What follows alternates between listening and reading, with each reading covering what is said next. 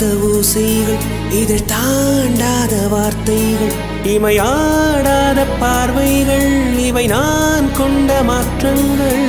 சொல் என்னும் ஓர் நெஞ்சம், எனில் என்னும் ஓர் நெஞ்சம், எதிர்பார்க்காமல் என் வாழ்வில் ஒரு போர்க்காலம் ஆரம்பம். இருதயம்